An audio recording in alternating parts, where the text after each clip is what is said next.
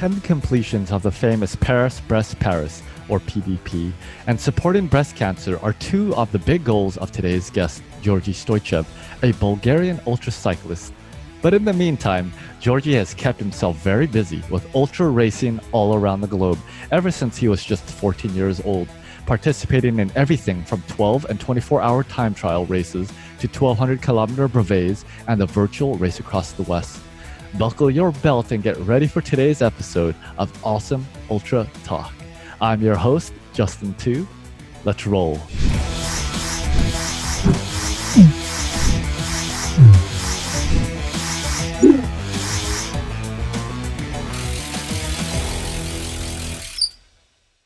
Hey, Ultra family, Justin Tu here, your host of the Ultra Cycling Show.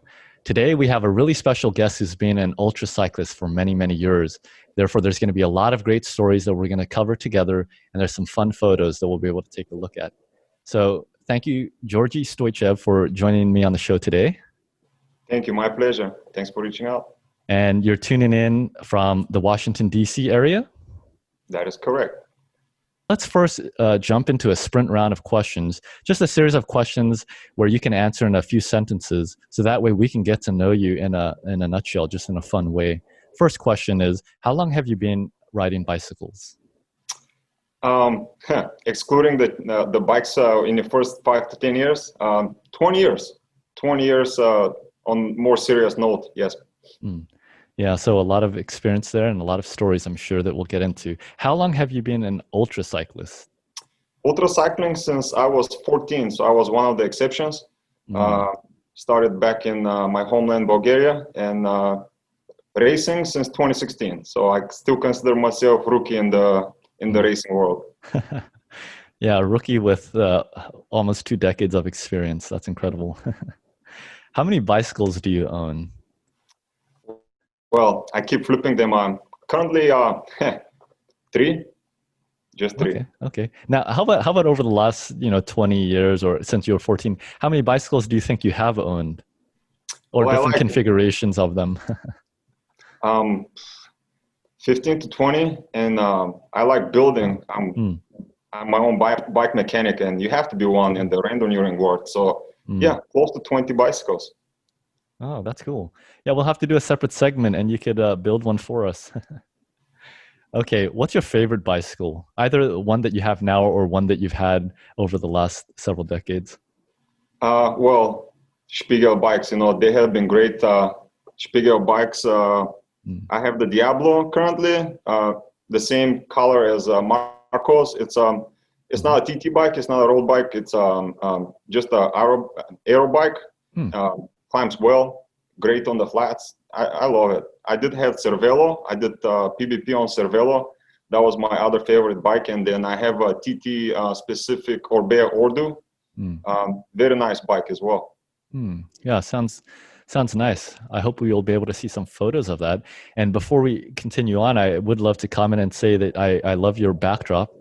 Doing a good job in representing your sponsors there. Thank you. You have to give them some love. All the credit is due to my friend Carmelo, who's helping me with my website. I'm not nearly as good as he is. So, and your website, it's related to Stoychev Ultra Cycling, right? And you also have a YouTube channel? Sure, I do. Yes, S-Ultra Cycling. Just sharing my stories and a couple of videos. Cool. Yeah, no, awesome. Hope everybody gets a chance to check that out as well. Okay, which bicycle do you ride the most right now? Is it that Spiegel bike? Yes, 100% of the time. Cool. Okay, what bicycle computer do you use? Garmin? Wahoo? Wahoo? Oh, okay. Wow, you're our first guest, Georgi, that rides Wahoo. Well, I did have a love and hate relationship. This is my third Wahoo, I had to replace it a few times. Long miles and different temperatures. It was freezing on me. And the only thing is, once it's frozen, if you have 400 miles behind you, it could take 15, 20 minutes just to reload the route. So, but I love it other than that. Yeah, and just as a side note, I actually did buy my first Wahoo just about a year and a half ago. I've been enjoying it. I think the bang for the buck is not bad, but I have obviously used Garmin's in the years prior. Okay, Georgi, what's your favorite ride snack? Ride snack? I love dates, figs. Hmm. Yeah. Okay. Yeah, and Marco Ballo, who we did another segment with before, he said bananas. So same kind. I love them. I just got tired of them. Way too many Yeah. bananas in the Oh, I cycling can world. imagine. Geez, I guess we should start asking the question to the guests that we interview. How many bananas have you eaten in your ultra cycling career? Yeah. What would you estimate? 100? 10,000? Yeah. It's gonna be in the thousands for sure. Yeah. All right. How about your favorite ride hydration? Hydration. Scratch labs. I love their taste. Mm. The the ingredients are great. It's working very well. And Gu Octane. There's also a little bit of caffeine in it. Mm. I did a big ride recently on Gu. They both work well for me. Oh, cool, cool. Yeah, and actually, first guest also that has mentioned Scratch Labs, one of my favorites as well. The flavor is nice and subtle, and it's actually very pleasant to drink, especially day in and day out. Yeah. Very cool. Okay, how about your favorite post-ride meal? Post-ride meal. As much pizza and pasta as I can eat, probably. Hopefully, there's beer nearby as well. Oh, cool. Okay. Geez, can't get you and Marco in the same pizza restaurant though. He said he ate 2 large pizzas on his own after a long ride. Yep. And he loves steak too. Mm. And Georgie, what is your nationality so that folks can know? Yes, I'm born in Bulgaria, Mm. and I moved to the United States in 2006. Okay, very cool. So you've been here a very long time. Yeah. When was your last ride and how long was it? The other day I did do a couple of intervals, just my regular hour and a half to two. Hmm. Yeah. Okay, cool. Are you affiliated with any club or teams? DC Randonneurs, it's not a racing team. Hmm. Northern Virginia Randonneurs, the RBA, he's been helping me a lot, including with my jerseys this year. They've been very supportive, but no racing team. Hmm. Now, would you consider yourself more a randonneer or an ultra racer? Tough question. I love both, you know. Hmm. I love both.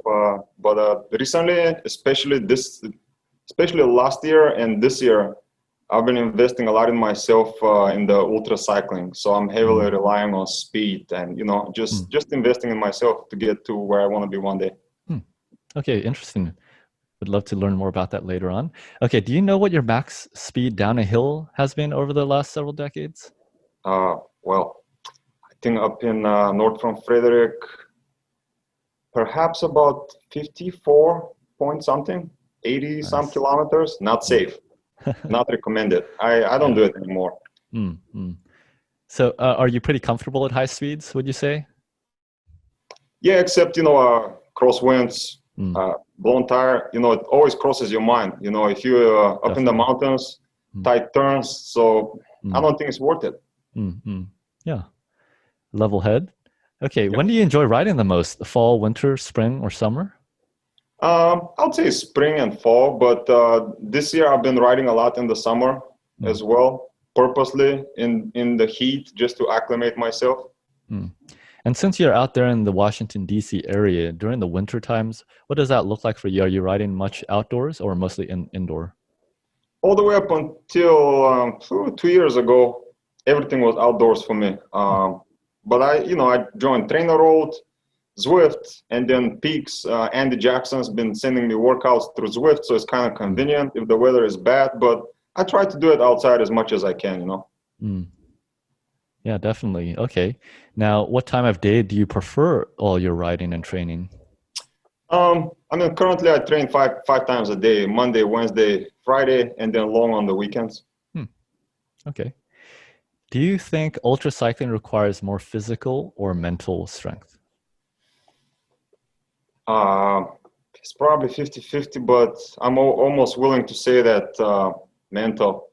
You know, I've seen many gifted athletes with decent budget, but mentally not as strong. And as a result of that, you know, the results are not there. So, especially in the ultra. Yeah, I couldn't agree more. Okay, now out of everything that you've done, and we're going to cover a lot of what you have done, what would you say has been your favorite event that you've done before? either a brevet or an ultra race? Sure.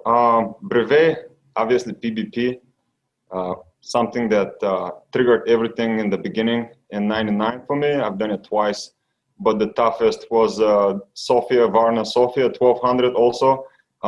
Back home, 47,000 feet of climbing, just beauty. So pretty.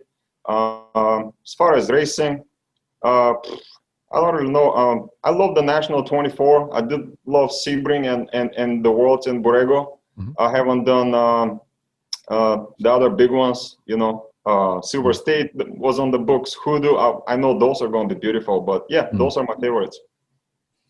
Sounds good. Even though you've done so much, it sounds like there's still much more that you're interested in pursuing. And so Yeah. we'll follow your journey and see what else Georgie's up to in the months and years to come. So thanks for that, Georgie. Nice to get to know you in a nutshell. Would love to dive into our grand tour of questions and really just to see who you are as an ultra cyclist, where you've been, where you're headed. And you did share with me a very nice timeline of everything you have done. You are super organized. And I wish I had a nice timeline like this of the last, well, for me, about 10 years of ultra riding and bicycling. It's a really cool way to capture the memories. And so I would love to use this is the talking points for our conversation. And I guess, where everything started here, it looks like in 1998, and you've got a nice photo here. We could pull that up.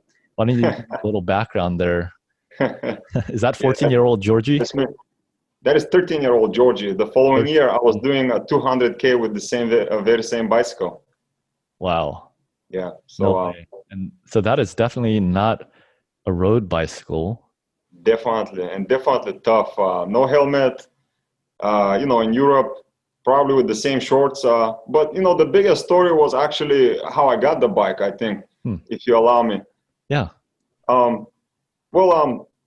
My dad has a big farm, a ranch, and he works the land. So he decided, hey, instead of spending time on the streets playing with your friends, work for me all summer. I'll buy a nice bicycle. So I said, sure, why not? It's hard work. It's very hard labor. And he pretty much treated me like one of his workers, which, I wasn't so happy about it at that time, but I now is paying off. And after the end of the summer, we drove to the capital and we purchased this bike. That time, this bicycle cost a little over 1 monthly salary. So it was a big deal. There wasn't many in the area, and then I had to use it a lot. So, yeah.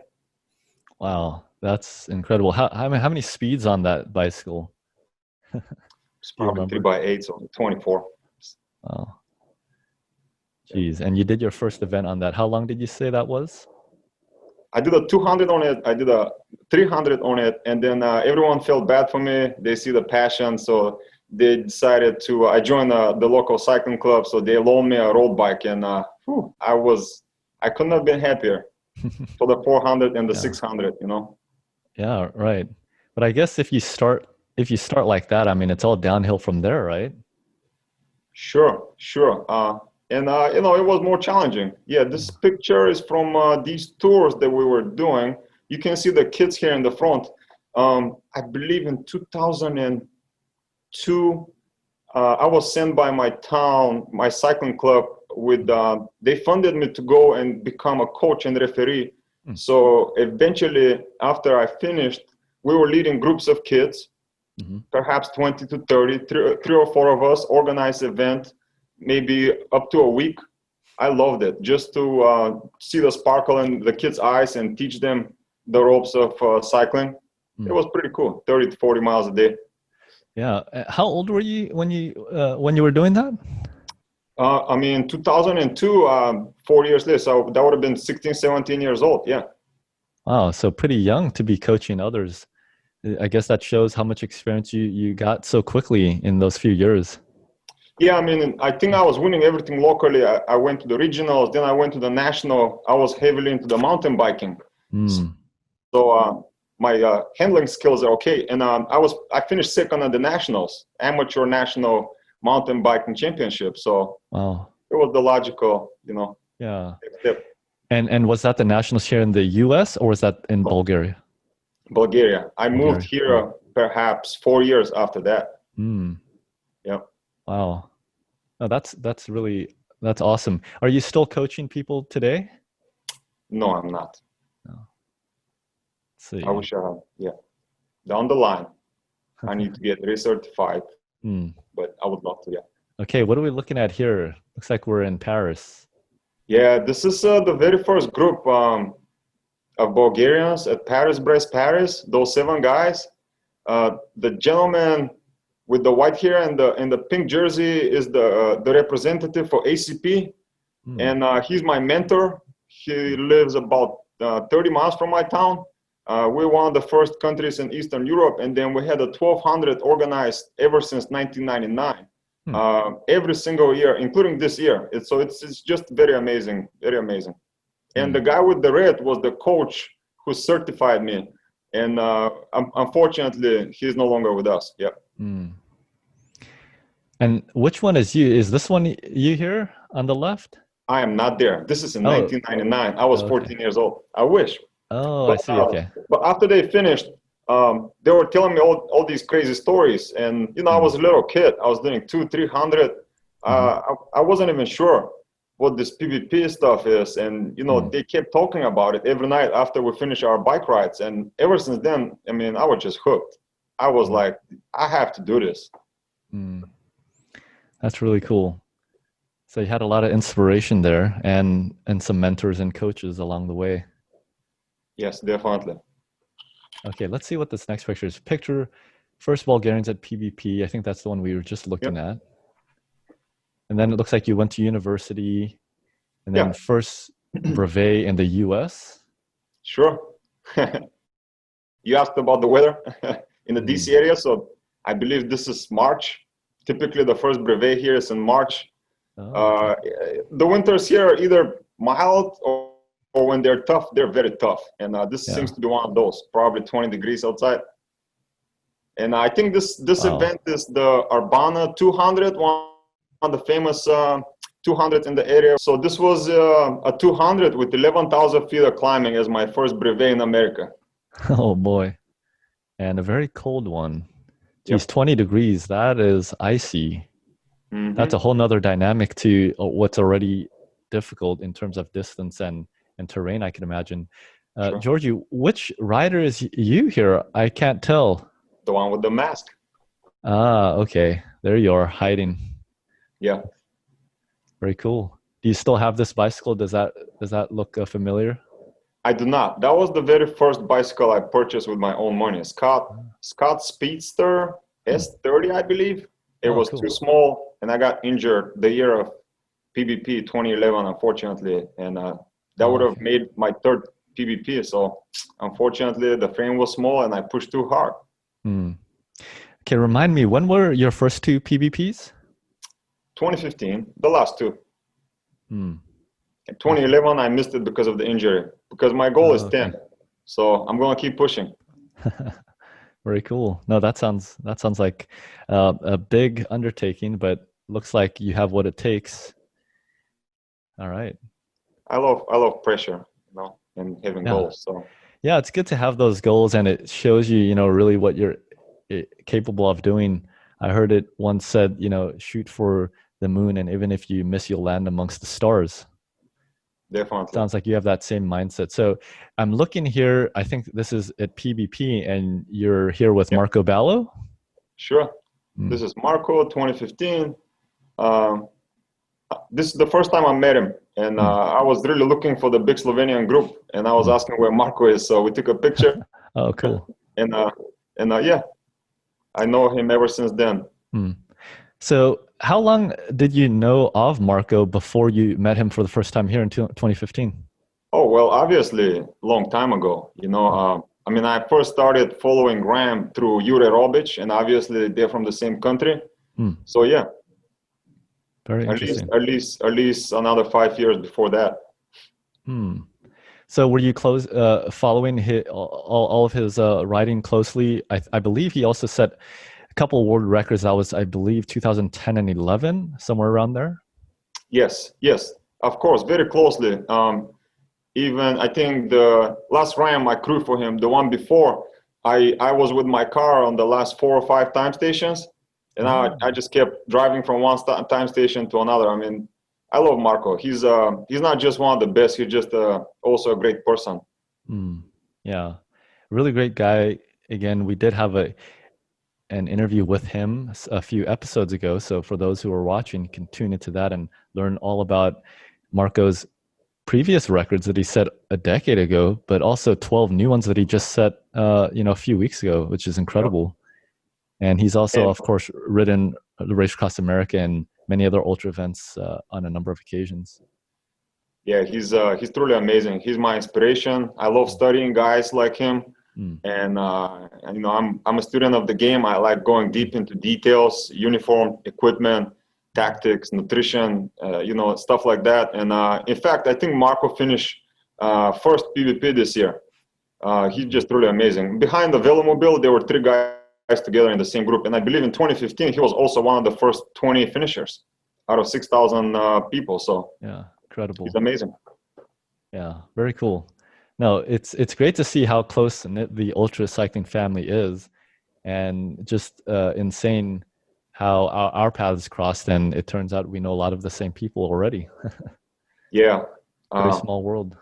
Yeah, I can't say enough about the ultra cycling family. I mean, they accept everyone with open arms. I think part of it is because we know how much suffering there is and how much funds, training, and so on. Everyone is investing, so we have a lot of respect for one another.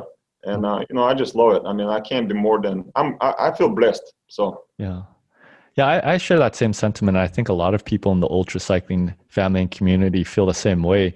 Because, as beautiful as all the courses are and as satisfying as it is to accomplish an audacious goal and to conquer a certain course or terrain, really, I think what draws a lot of people back time and time again is just the people, the experiences together, and, the suffering together. Yes. It's definitely something that I think people that aren't familiar with ultra cycling, they would not be aware of, and they wouldn't realize, because I would say probably, traditional mainstream road cycling, UCI, USAT, those kinds of things are much more independent and much more competitive. So you're not really interacting as much and not really having those hours and hours to share with others. So here we're looking at let's see, a photo from your PBP. Sure, this is Brest, my first time. And if I remember correctly, I had a big mechanical right before Brest. My derailleur cable snapped, and it took them 6-7 hours to fix it. So this turned my PBP into a adventure. So you were able to find a bike shop, or was it some SAG support that was available? Well, it happened on the Rock Travel Zell right before Brest, and I was climbing, so I really didn't have enough gears for climbing. And I stopped. A French gentleman tried to help me. My French, not the best to say the least. And then I just decided to push on. And once you enter Brest, you go a big hill. And actually at the control, they were able to fix it, but it took a long time. Yeah, so for those who don't know, and I'm not very familiar, haven't ridden Paris-Brest-Paris myself, or PBP as it's called, Brest is the turnaround point, correct? Correct. This is the halfway point. I believe during the war was completely destroyed and then rebuilt. And this bridge is right at the beginning of Brest. So it's a beautiful town on the Atlantic Ocean, I believe. Yeah, beautiful. Thanks for sharing that history. Now, how long did it take you to get to this control point, the turnaround point for PBP? Well, this was in 2015. I was pretty slow at that time. Probably like 40 hours, Last time, way faster. And from my understanding, there is a cutoff time, correct, to get back to Paris? Yes, the first time I was in the 90-hour group, which is the highest amount of hours you can select to finish the ride. The controls have opening and closing time, but if you miss a control, they give you a control 2 or 3 to make up for it and get back within the time frame. But last year, I felt a lot stronger. I was training for Transcontinental, so I signed up for the A group. I did a 1200 to qualify for Paris-Brest-Paris. and finished one day faster. So, wow, yeah. incredible. So a lot that you learned from your first one, and also I'm assuming a lot of extra training and other events that you did in between those two. Yeah, definitely. I mean, I think I give credit to 2015 PBP, even though it was pretty tough. Once I finished it, it gave me a lot of confidence, you know, and I learned so much. Then I did one in North Carolina. I did the tough one in Bulgaria, and then I did PBP once again. So, yeah. Well, incredible achievement. What would you say were some of the big improvements that you made over your 2015 PBP that helped you finish a day faster in this most recent one? Sure. Well, the first time I was with a steel bike, I was with a Oh, wow. large Brook saddleback. I had a frame bag. I had fenders. I had almost, you know, all of my belongings with me. So for one, I had to go light. I had to go fast. I had to be more aero. I had to sleep less. I invested in myself in training. And the main thing on these events is you got to keep on moving. I was not stopping in controls. Certain countries, ridership exploded, like China and mainly India. I think from 15 last time, there were over 300 last time. So I knew the controls are going to be super crowded. Even if you move at a good speed, it could take you 1 hour just to go to the bathroom or you know, get food. So for those that have been there, they know you just get a stamp and then you move on. You eat outside of controls. Yeah, I think that kind of strategy comes up quite a bit, especially here in California. We have a large double century series of races, you know, 20 to 30 in a given calendar year. And I think that's a common theme when you get to some of the rest stops. You know, a lot of the earlier starters, you might get to the lunch especially or others, and it'd be so crowded to even just use the restroom or to get a bite to refill your bottles. It could take, you know, 5, 10, 15 minutes.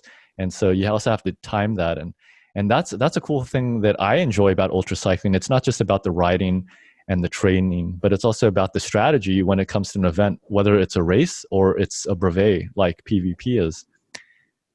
Definitely. It takes a lot of preparation and you know, following a strict plan.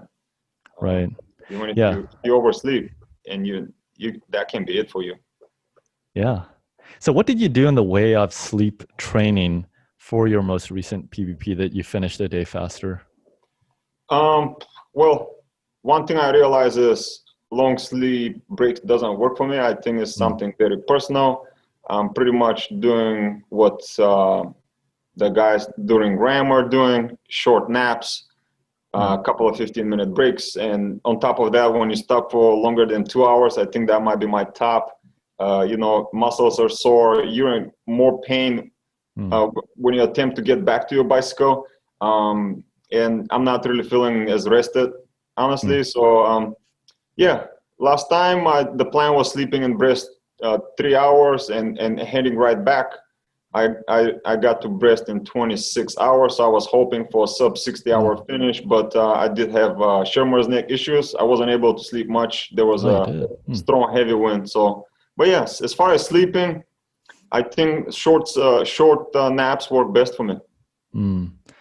Yeah, that's a whole nother subject in itself. And I think in the future, we should do a segment, you and I specifically on that matter and loop in a few others, because there's so much to learn from the standpoint of training for ultra events that are multi-day and where sleep deprivation is a factor. Now, you know Tom and Elizabeth Guevara, right? You met them at PBP? Sure, we crewed together for Marco at 2019, last year when he broke the record at RAM. Oh, okay. Oh, okay. So that's how that part of the family is connected. Now, we did recently an interview with Tom and Elizabeth, and it turned out that Tom in his recent PBP, he also got Schirmer's neck. Yep. It is a miserable condition. This was the last 100 miles. Honestly, this never happened to me before. You know, I was just going hard, and you know, going up the hill it's okay because obviously the bike is pointing up. But when you're descending, I had to descend standing up, and I had to hold my chin. And eventually, I think I had a water bottle under my chin. I decided to stop and take another sleep break because I don't want to risk it. I mean, it was very tough. It was painful, and I was with some French guys, as you've heard probably. You know, I mean, they're just machines. They were in their 15s, but they were pushing, and they did not feel bad for me one bit. They wanted to for me to take the lead, but I told them, you know, Shermar's next. So yeah, it was very painful, very tough, but I was determined to finish. Yeah, no, incredible. A lot of strength and resilience there, Georgi. How long were you actually riding with Shermar's neck? 100 miles. I forgot the name of the control, but I believe probably the last 15 hours. I finished sometime in the morning, in the early morning, and it started the previous night. So almost half a day. I mean, I was moving painfully slow, and it was very cold, extremely cold. It was probably right above freezing, 38, 39, 40. That's incredible. And 15 hours or so, a lot of people for, say, a double century, a single day event would take maybe about 15 hours or so. So for folks watching, imagine doing a whole single day event with almost absolute no strength or control in your neck muscles.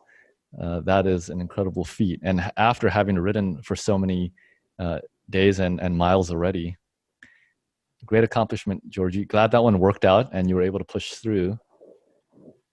Yeah, thank you. You know, I mean, it happens a lot during RAM. The thing in RAM is you have a crew, you know, so being on your own with Shermar's neck is no fun. Yeah, this is me. Imagine. Taking a nap. Yeah, I saw the caption there in the message. So this is just a bus stop. And I guess this is quite a common occurrence, right, for PBP. Kind of just getting a nap whenever you can and wherever is available. Sure. If you're tired, you just go down and sleep in the ditch. I slept in a bank, in the bank lobby. That was my favorite place. And then I should patent my other method is in the cornfield, not the one behind it, but you can hide there. You can change your clothes. You can take the leaves and make a nice soft bed. I really like that idea. Wow, that sounds nice. Yeah, I'm sure there's all kinds of tips and tricks from a variety of PBP riders. Yeah. So here, sleeping in a cornfield, I think this is one. Oh, wow. Yeah. That looks like paradise. Looks like Hawaii or something like that. Yep. And then you wrap yourself like a burrito. If you see the tinfoil blanket next to me. So. Yeah, very cool. All right. Yeah, So this is the bike. Yeah. So I see the bike here. Now, let's see. This was 2015. So this was the steel frame bike. Yep. So why don't you just give me a bit of an understanding of what you have set up here? Looks like on the top tube, is that a phone holder there with a storage case? Yeah, nutrition. Yeah.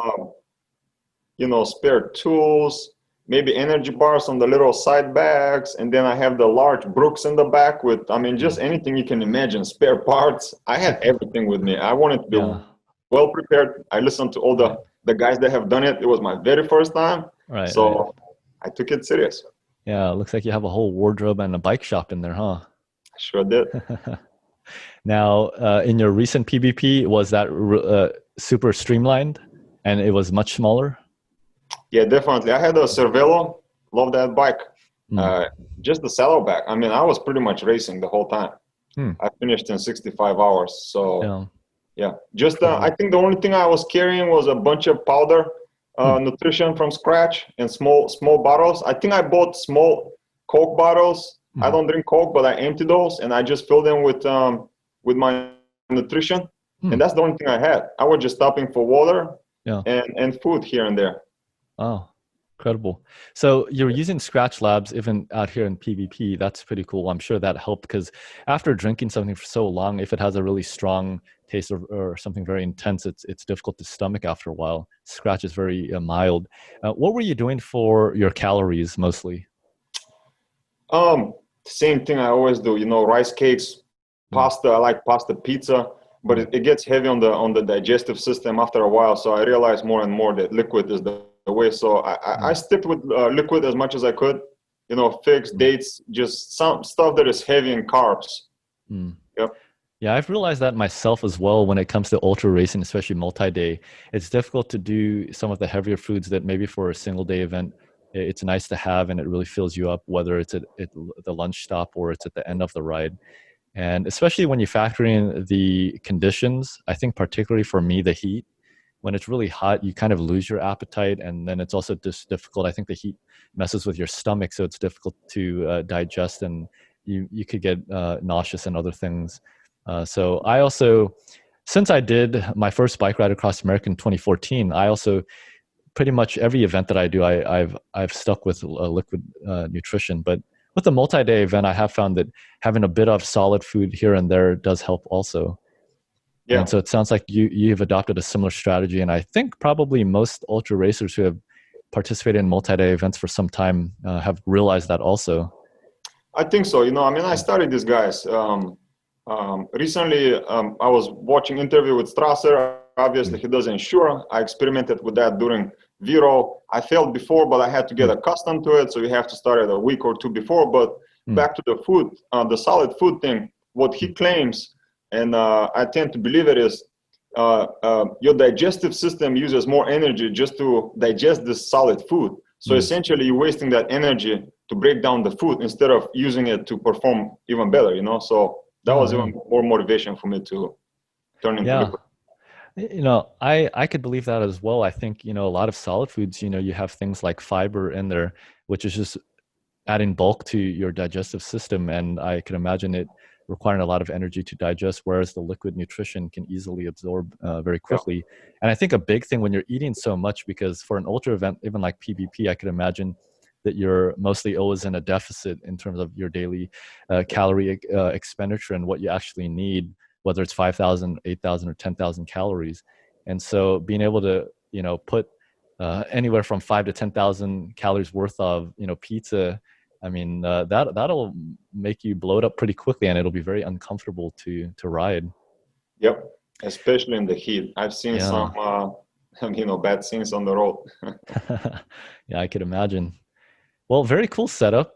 Now, what does the K in the number, I see you were K161, does that mean anything? It does.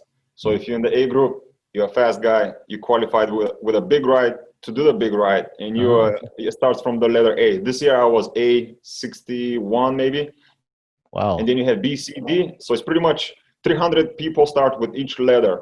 So A, B, C, D. So it's probably 1,200, so to say, 80 hour. And K is towards the end, so you already know that I was at the at the end in 2015 in the 90-hour group. Very cool. It's your wave, so it's your wave. Yeah. Your starting time. And another interesting thing is, as you move along the way during PBP, if you're passing numbers letters that are ahead of yours, you're doing well, But at some point, if you're A and you see a N next to you. Check yourself, something is really wrong. Yep. Very cool.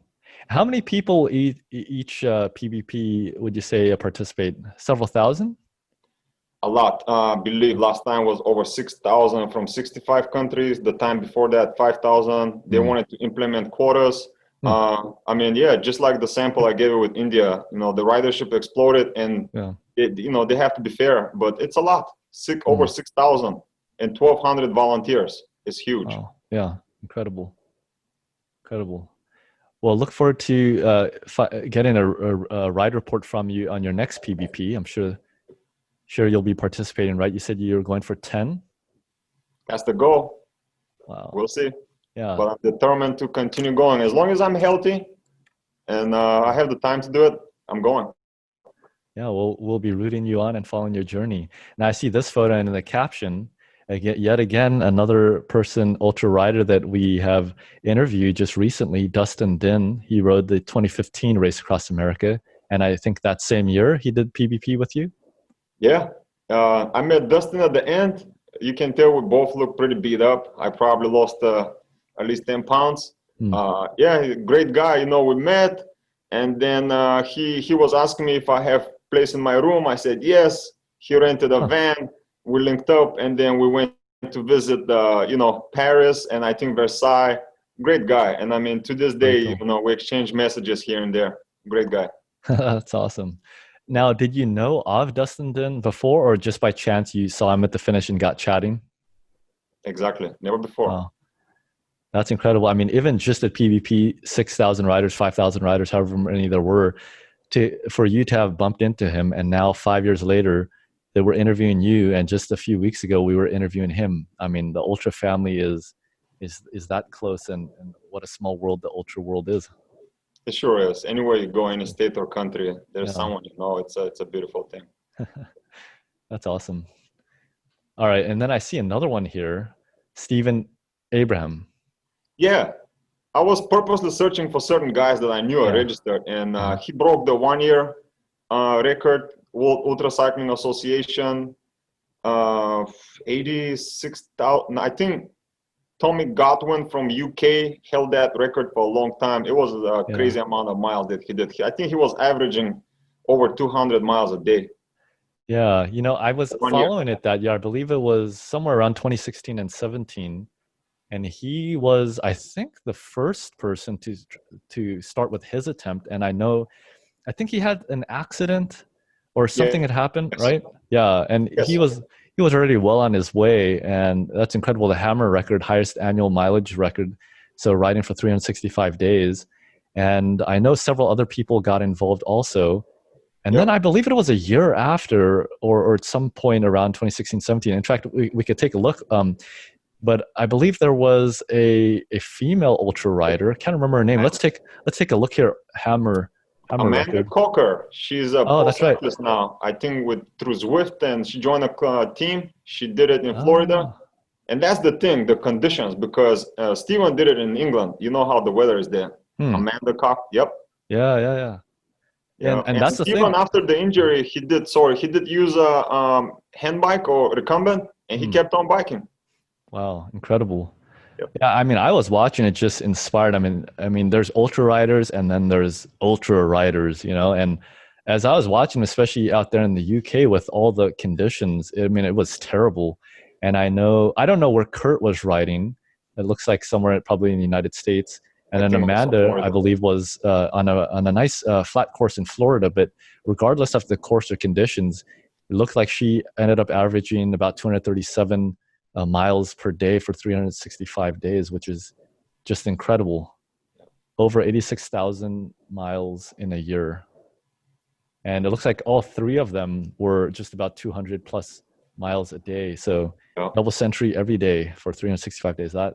That's incredible. So what do you think, Georgie? Do you have the Hammer record on your bucket list?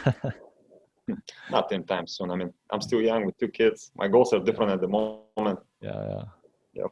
I mean, the level of commitment, I mean, just even to set aside 365 days to do anything, let alone biking, that is incredible. And the support team that I'd imagine you would need to help you with that is I think out of this Steven world.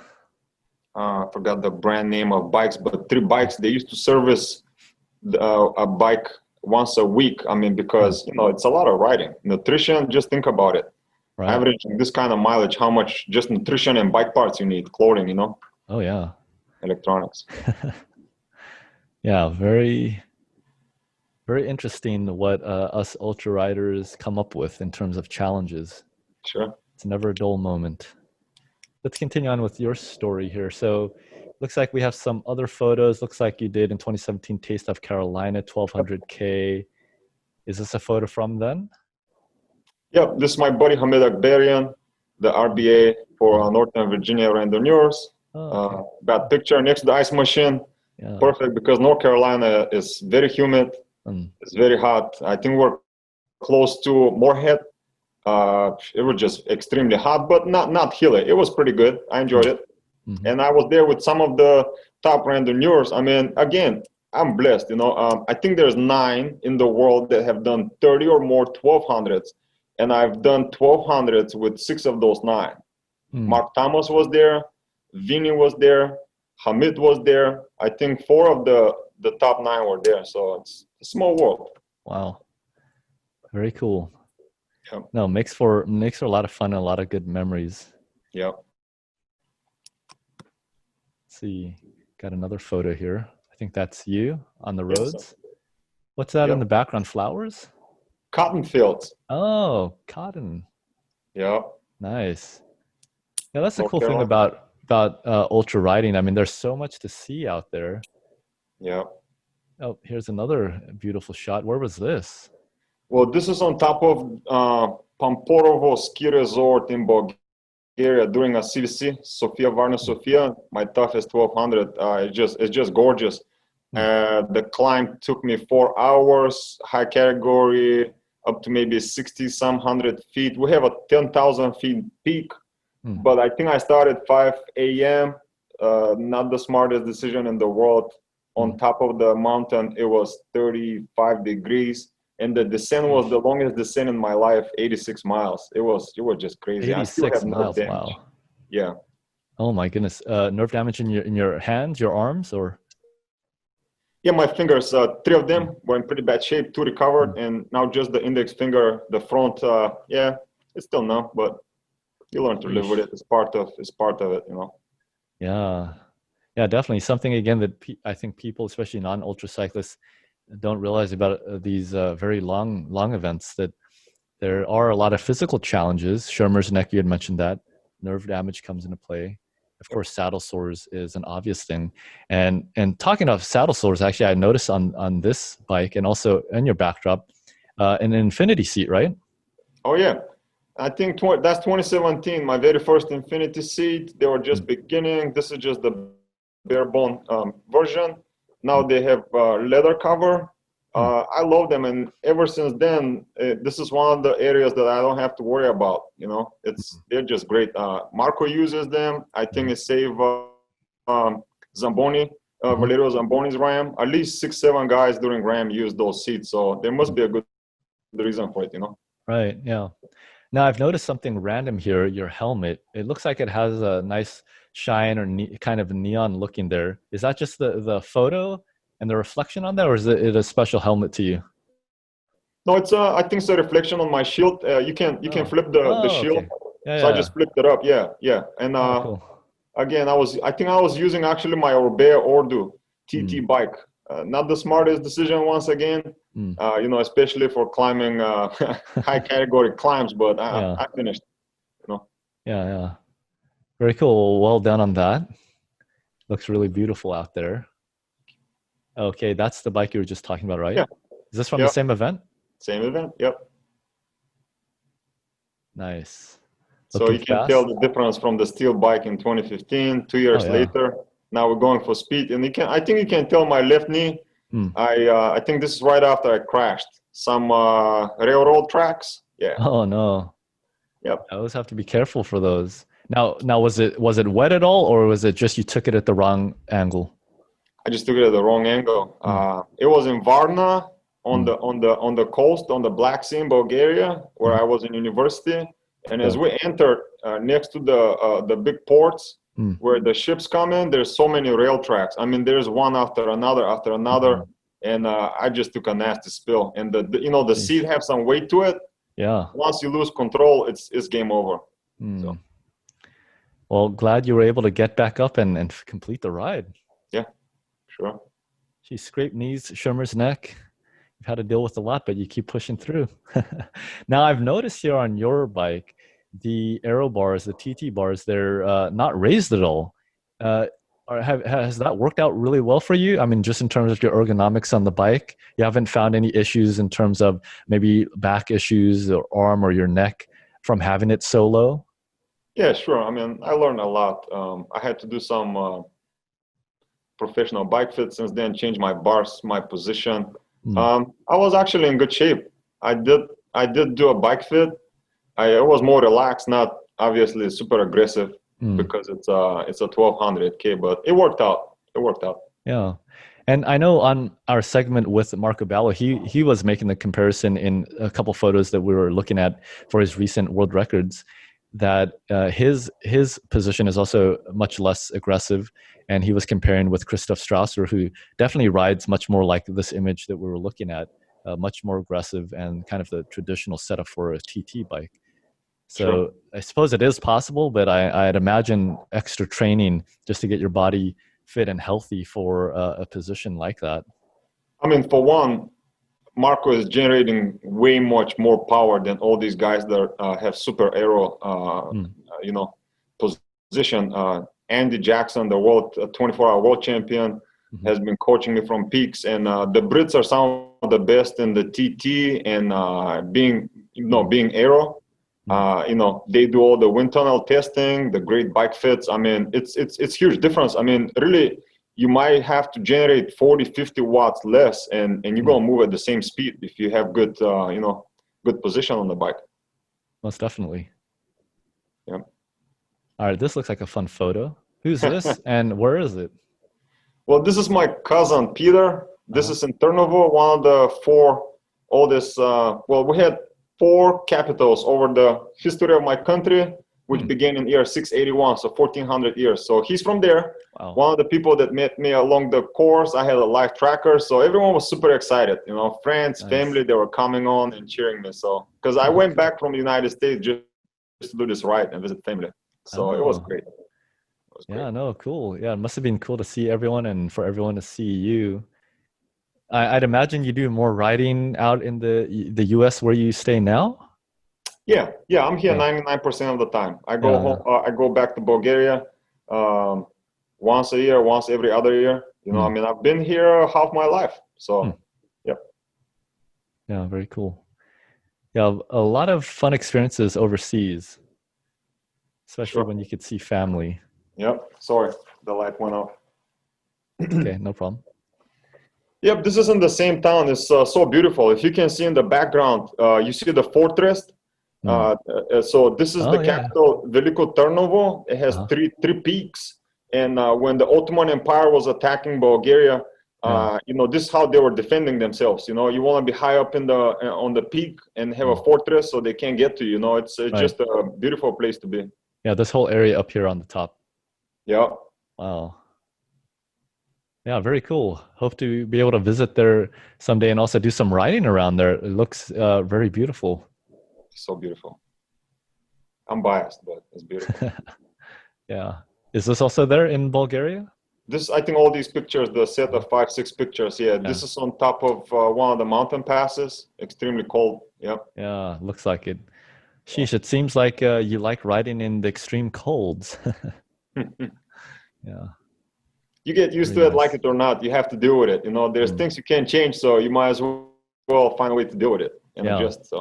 Yeah, and talking about dealing with it, what are your like top 1 or 2 things that you do in terms of preparation or gear that you found has made the most difference for you when it comes to riding in cold weather, especially extreme cold like this?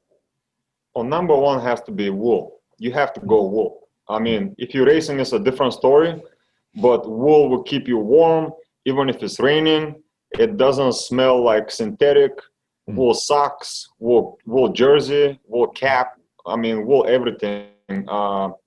Obviously, yeah. I mean, you generally want to stay warm. Gloves. One of the issues for me is always hands and feet. So you want to have great shoe covers and great gloves. I mean, now they even have heated socks and gloves with external battery. You know, the world is changing, but I think those are the most important things. But when it comes to the wool, what garments are you wearing that are wool? Socks, I would imagine, is one. Correct. I have socks. I have gloves. I have a hat. I have a base layer. I have a jersey. Yeah, I have a lot of wool. I love it. Right. Now, I can imagine that would keep you nicely insulated, but how do you balance, or is it an issue in terms of once it starts heating up? Good question. Surprisingly, no issue at all because it wicks moisture. You're not getting hot at all. It's not keeping you know, your core temperature doesn't really increase when it's hot and you're wearing wool. In fact, in the randonneuring world, a lot of guys are doing 1200s with just one set of wool jersey and so on because again, you know, they're just awesome and they don't smell. They don't, you know, they're great. I love wool. It's natural. Yeah, very interesting. Yep. Nice to learn about. Again, I haven't been much in the randonneuring world myself, but I have heard of other randonneurs who also swear by wool, and it's nice to hear your experiences with that, especially as it relates to the cold. This is a really beautiful photograph here. Yeah, this is my country. Bike there. This is on top of a mountain pass, you know, maybe 6,500 feet, and you climb up, and this is the view. It's just purely, you know, it's amazing. You know. You Yeah. can't explain it. You have to experience it. Right. Yeah. A lot of untouched land out there. It looks amazing. Yeah. I think a bicyclist dreamland. Yes, it is.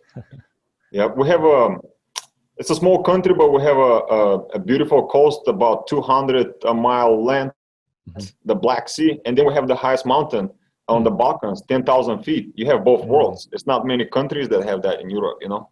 Right. So, yeah. Yeah, that's great. Would make for a good training camp area. Yeah, and so I see another interesting photo here, Georgie, with some of the beautiful landscapes there in Bulgaria. Yeah, I forget the name, but yeah, this was on the first day towards Varna and the Black Sea. I believe I've seen a picture recently about 3 months ago, and it's almost dry. There must have been a big drought in Bulgaria this summer. I see. Yeah. So you have quite a bit of experience then, kind of different subject in terms of shipping your bike and all your gear across to, you know, France for the PBP, here to Bulgaria. Tell me a little bit about your experiences with that. Sure. I mean, you know, I'm heavy on research and details and planning. Basically, I'm looking for airline companies that offer a decent rate to ship your bike. That's obviously one of the challenges. Extremely expensive.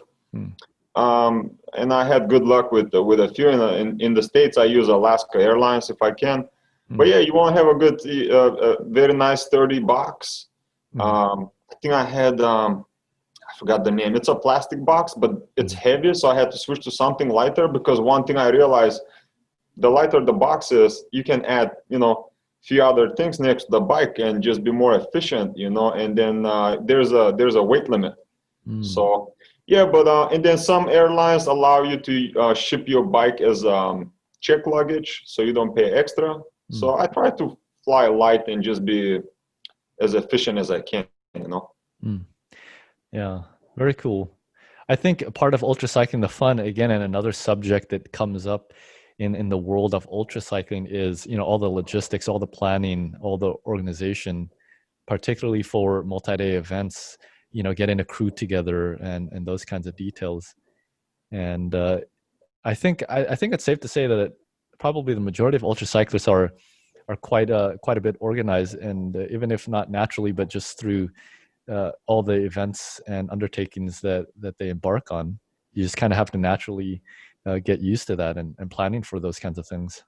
Yeah, because just like many things in life, you know, you fail a few times, you make a few mistakes, and then you don't want to repeat it again. So you're forced to adjust, you know. I mean, Yeah, it's the most beautiful thing, you know. You don't learn much when you keep winning. You learn a lot when you're losing, actually. So that's one of the things. definitely. Yeah, fail forward, and we've all done that. And kind of on that note, actually, I do have a question for you.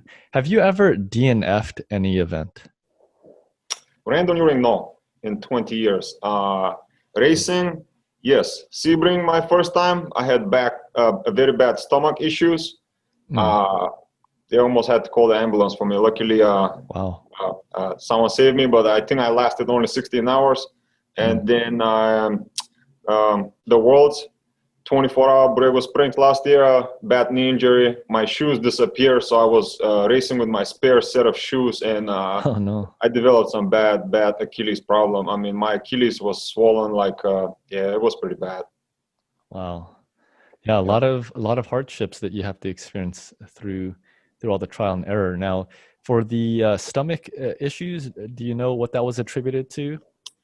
I think, like I mentioned before, I experimented with Ensure a liquid diet. I did not switch a week or two before that, so I wasn't used to it. And the heat in Florida hit me really hard. I mean, it was extremely hot, and together with the liquid diet, it was just a bad combination. I pushed too hard. One of the mistakes that a lot of rookies do, just bad pacing, which is, you know, one of the main things in ultra. You know, I mean, it's going to take a long time. It's not really how you start, but can you finish, and at what speed, you know? So Yeah, precisely. Yeah, so true. And when we were talking with Dustin Din on his episode, again, the gentleman that you met at PBP, he did around 2015, talk about making last minute adjustments that you shouldn't. He ended up wearing a brand new pair of cycling shoes on his start of the Race Across America. After I think it was 70 miles, he got severe hot foot and ended up having to switch to his normal ones. But he, fortunately, he has said that since then, the last 5 years, he has broken in those shoes. So I think he's finally ready now to ride Ram again with those shoes. Well, that's very important. You know, it's one of the contact points. I had to recently switch to a midfoot position, following Marco's advice. So it's been working really well for me. Yeah. Oh, excellent. Marco did mention that in the episode that we had with him. So that's something that we'll have to look into more. It sounds like it's becoming perhaps more common for cyclists to experiment with the foot positioning on the pedals. Sure. I don't think the science is conclusive that, you know, the cleats have to be in the position that most people connected, you know, and in fact, there's always back and forth. But the idea is when it's in the middle, you don't have to point as much. So one of my issues was Achilles, you know, and it helps me with my cadence, with my form. So I mean, I haven't been feeling the pain I was feeling during the Worlds and prior to that. So it's been working well for me. Yeah, very interesting. Something that I'll have to look into myself. I remember in 2015 when I was in the Race Across America, especially all through Arizona, where it was, especially that year, it was record heats, about 115 and around there. And I was getting hot foot quite a bit at that point and having to, during some of my stops, you know, soak my feet in some ice water just to get the swelling down. And, you know, another challenge. And that's something that I had never experienced before, which was strange. Even in my the year prior when I biked across America and double centuries, other multi-day events, had never actually encountered that. And I wasn't wearing new shoes or anything like that. So there's always you that ultra cycling throws at you when you're out there, whether it's Mother Nature or just your equipment, you know, whether you have equipment failures, those kinds of things. So us ultra cyclists have to be very resourceful. Sure. The one thing with that midfoot position to say lastly is that, as you can imagine, your foot is forward compared to the typical position. And with that said, if you make a turn and your foot is at the 3 o'clock position, you can hit the tire, especially in turns. You can hit the ground. So it takes a lot more skills and getting used to it. You know? Yeah, very interesting. We'll have to look into that more and show our findings to the folks watching. Georgi, I'm looking at a nice photo here. Tell me about this one. Sure. This is the same place, the same bridge in Brest. This time last year in 2019, much more faster with much lighter bike and, you know, just flying this time. Yeah, looking good. I mean, looking pretty confident there. Yeah, I arrived in Brest in 26 hours with a heavy headwind. I think 600 kilometers, it's 380 miles. You know, but PBP, you have groups of hundreds and you can draft, you know, if you can find a good group to ride with. You don't know these guys, but yeah, it worked out. Yeah, very cool. A lot of fun to be had out there. Sure. All right. I see Marco there again. Yeah. Marco was there. I think there was a picture there that I have with him and Tom at the registration in the morning. We were soaking wet, but like I said, it's 6,000 people. So there's big lines just to get your package, to get registered. They have to do bike inspection. Yep. So this is 3 of us, Tom in the middle and Marco. It was awesome. Little reunion after Ram. Very cool. Yeah. All looking very happy and excited to start the adventure. For now, until the hard moment start. All right, what do we have here? Looks like a Cervelo. Sure. So that was I believe R3.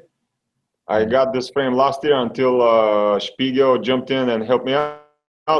Love the bike. It's a pretty good bike, you know. I had a nice bag in the back, seat bag, and I think I had the hydration bottle. You can see the hose sticking out on the bars. The one thing you will notice is the first time in Paris-Brest-Paris was last year that they allowed aero bars. but the rule was that the aero bars cannot extend past the visual line of the brake hoods. So I had to cut my bars and extend my stem just so my position doesn't change as much. But I mean, it helped because, you know, you can rest. It's a long ride, but, you know, the issue is safety. You know, if you're in a big group and, you know, people are falling asleep during PBP. So it could be very dangerous. Yeah, no, very, very important. Especially during the evenings and the witching hours. You never know what your mind will do to you. Yeah, sleep-deprived riders, we call it zombie land. They stop in the middle of the road. They don't know where they are. They just fall asleep anywhere. And, you know, it's crazy. All right. Finish line? Finish line, Shermer's neck, red face, scorching heat. Not feeling well, but extremely happy. Yeah. Yep. Well, congratulations on that. It must have been very satisfying to cross that line after such an enjoyable and challenging adventure. Yeah, most definitely. See, we have a few more here. Yeah, what are we looking at here? I think this was my first race, Calvin's Challenge 2016, Ohio. No longer exists. 12-hour with my steel bike, finished second. I did 212. No, this was the first time I did 190 some, but rain for like 6 or 7 hours. It was crazy. It was crazy. Yeah. What would you say? Yeah, that was my first race, 2016. Okay. Yeah, and it's kind of no looking back now, plowing right ahead to the 10 PBPs. Now, what would you say has been your most challenging event of all that you've done, whether it was a brevet or an ultra race? It's a lot of them. I have to say the 1200 in Bulgaria, V-roll, the virtual roll in its own way. But the one in Bulgaria, just the amount of climbing. I did a lot of mountain passes and descending in the dark, hairpins, just being on your brakes. I mean, I was beat up. It was pretty brutal, you know, especially, you know, going through the night, you know, it was very challenging, very demanding. It's one of the toughest 1200s, you know. Right. For sure. I'm looking here. I see another photo. Yeah. I think this is the inaugural Maryland Endurance Challenge, 12 hours national. I think they were national 12-hour 3 years in a row. And I finished 7th. I did pretty well there. I think I finished 7, and then I had my personal best there the year after. I believe I did 237. But this was still with my steel bike. So incredible. Yeah. Nice. And I see you're riding there with a gentleman on a recumbent bike. Yeah. Which is, we had a guest, Jason Perez, just recently. Very fast rider. Rides upright bikes as well, nice Trek bike, but very much prefers for ultra riding his recumbent. Yeah, not much draft for me, I will admit, you know. Yeah, that's one of the things about that. Yeah. I think this is the National 24 in Michigan. I love that event. I was really looking forward to it this year, and I was prepared well. Obviously, everything was canceled, but I kept on training. Yeah, that was awesome event. It's one of the oldest, and it's just a lot of riders every year, and they have over 100 volunteers in Middleville, Michigan. But the Bulgarian flag was one of the only 5 flags there, so it was hundreds of riders. It was a great feeling. I think they played the national anthem, and this was awesome. That's really cool. Now, I'm not familiar with the Bulgarian flag, but I'm guessing it's one of these 2 on the left. And if I'll take a guess, I'll say it's, oh man, that's a tricky one. I'll say it's this leftmost one. Yep, you got it. Oh, I got it. All right. Ding, ding, ding. I get a prize. I get to do this event. Yes, you should. Highly recommend it. Yeah. That's neat. Let's see what else we have here. Looks like another photo on the course of that event. Yeah, same event with Andrea, the girl to my left. She actually got me involved in the ultra world together with Nancy Good, the well-known Nancy and John Good. So yeah, this is her. Now, Georgie, have you come out to California to ride anything out here? Sure, last year I did World 24-hour in Borrego Springs. Right. And your plans to come back again? I'm registered. I have the hotels booked. I have the car booked. I wouldn't fly at the moment, so I have to redeem myself just like I did at Sebring. I failed the first time, came back, did 410. So I think I have the legs to go 430. And, that's the goal. That sounds great. Hopefully everything does work out for that. I'm sure yourself as well as many others are enjoying the virtual riding, but definitely looking forward to the actual in-person races, especially with other riders from all around the world. I see a pretty cool photo here. Looks like you're in a skin suit. Yeah, I had to take it serious. After a year or two, I decided, hey, look, steel bike, no coach, not caring about aerodynamics and stuff like that. So yeah, this was actually one of the fastest suits. I believe it's called BioRacer Speed Concept. It has won the most TT in the pro world since 2012. Nice. Yep. And I think I bought it from this company called No Pins in England. They designed these speed pockets. So it's designed and it's part of the suit. So you can insert your race number from the inside on the suit, and you save, I believe, up to 7 watts. Yeah, it's pretty good. This very cool. It's Sebring. Yep. Definitely have it dialed in. Now I notice here you don't have an Aero helmet. Is that something that you've considered? No, this is the same helmet. It is Aero Helmet. I think it's the Giro Air Attack Shield, but you don't see the shield because it's nighttime, more than likely. Okay. Yeah. Very cool. Now I see there's only one water bottle here. What would you have in that? My first Sebring. I think I was using Scratch. I was ambassador for Scratch Labs. Yep. Oh, okay. So you were actually an ambassador for them. Sure. That's pretty cool. Yep. Now, do you have a favorite flavor? The one they discontinued, the passion fruit, I believe. Yeah, but they designed some new ones. Strawberry lemonade, orange. I'm liking the orange recently. Yeah. They're very nice. Yep. Yeah, a lot of nice flavors, definitely. Okay, looks like the virtual race across America, which was just, well, let's see, I guess was that 2 months ago now? I believe so, yeah. Yep. So you were one of, I don't know actually how many people ended up participating in the virtual race across America. 68. 68? So you were one of the few that were actually doing that. It looks like you had maybe one of the nicer setups there. I did a lot of training in the winter time, and I did realize what I need. I need a lot of entertainment. I had to hook up a live camera, a nice microphone, 3 or 4 fans. I had to redesign my whole room to suit it for the challenge. Yeah, very cool. So give me a little insight into your experience with this. A very long distance.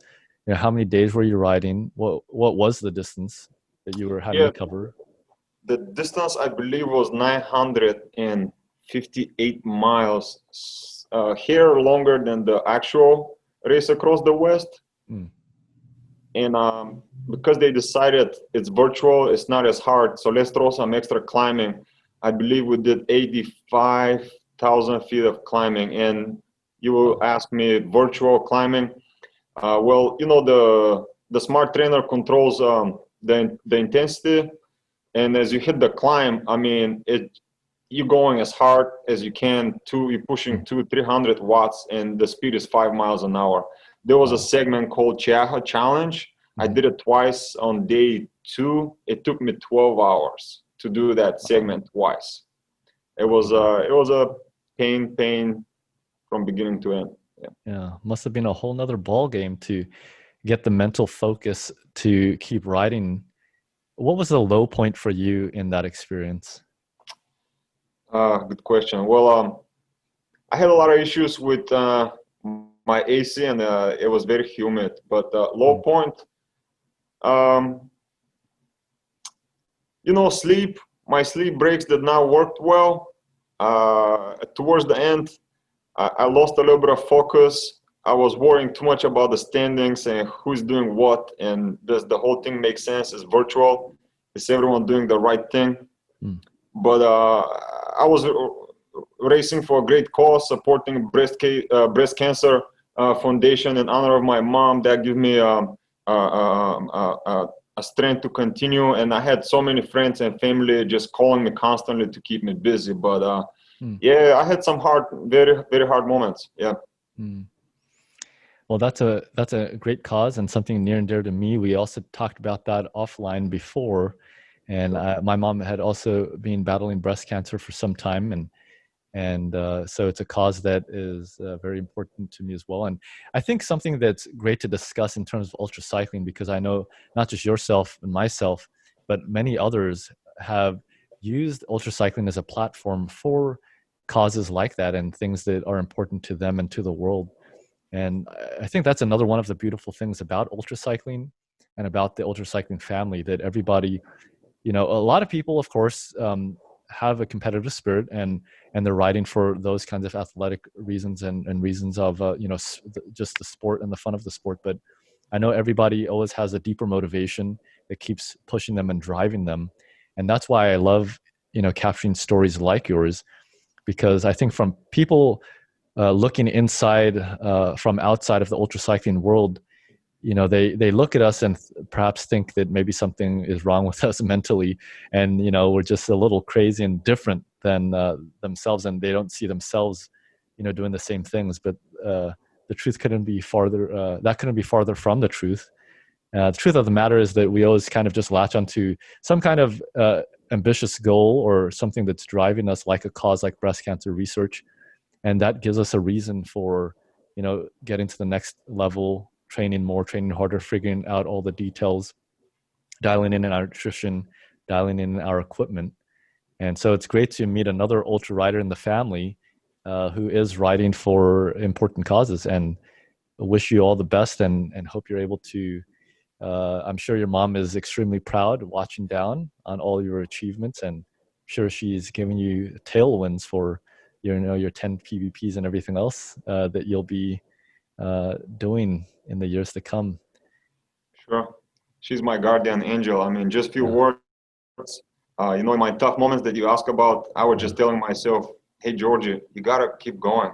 If you think this is tough, think about all these people suffering from cancer, We were already in the middle of the pandemic. As you well know, that there's still no solution for cancer. Things are even tougher for them now because of the hospital situation. One of the sure thing about breast cancer is that if you detect it early, you have much better chance Definitely. Of survival and so on. During the event, I'm very proud to announce that we raised over $2,200.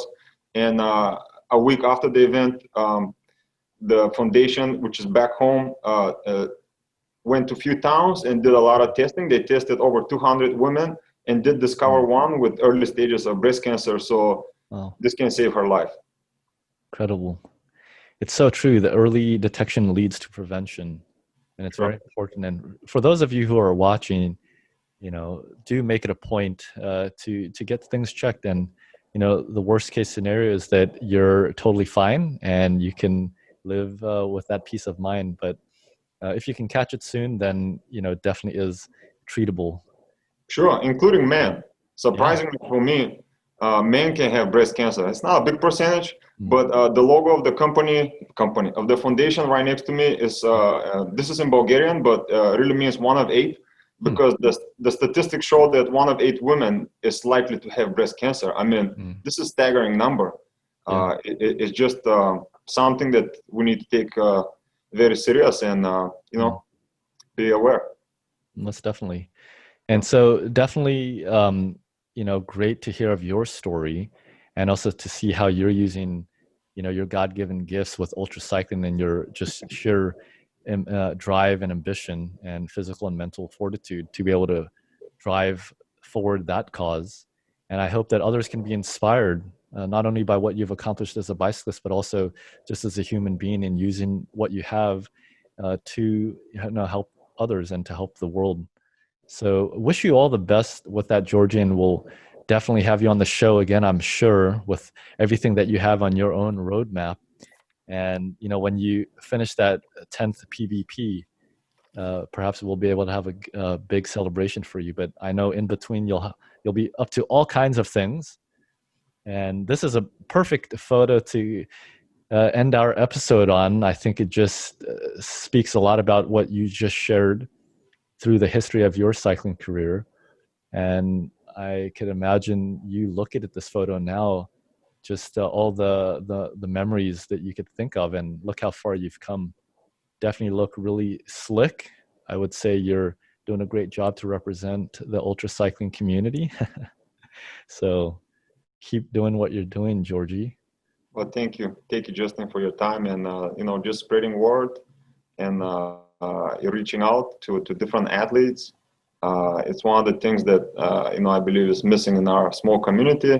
There's so many great people with great stories, and they need to be their voices need to be heard, and just more exposure, and hopefully more people will listen, learn something new, and maybe they will start doing the same one day.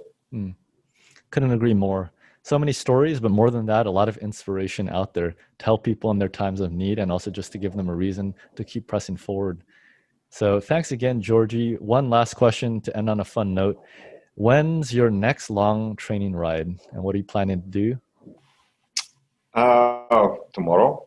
Cool. I have a threshold hour-and-a-half interval training, and then probably a FTP test, since I'm training for the Maryland cross-state record, south to north, September 19, and the Worlds in Borrego. So yeah, just an hour-and-a-half, so you can easily recover, get nice nice gain, and then hit it again. Cool. Well, all the best with that training, and we'll have to have you back on the show for your cross-state record. I'm sure there'll be a lot to cover there. Sure, we'd love to. All right. Thanks, Georgi. And everyone at home, thanks for tuning in to this episode. Hope you got a lot of inspiration from Georgi's story. Hope it'll push you to sign up for something more challenging, or to just get on your bike and try ultra cycling for yourself. There's a nice, big, happy, welcoming ultra family ready to welcome you in to the community. Until then, everybody, keep spinning ultra.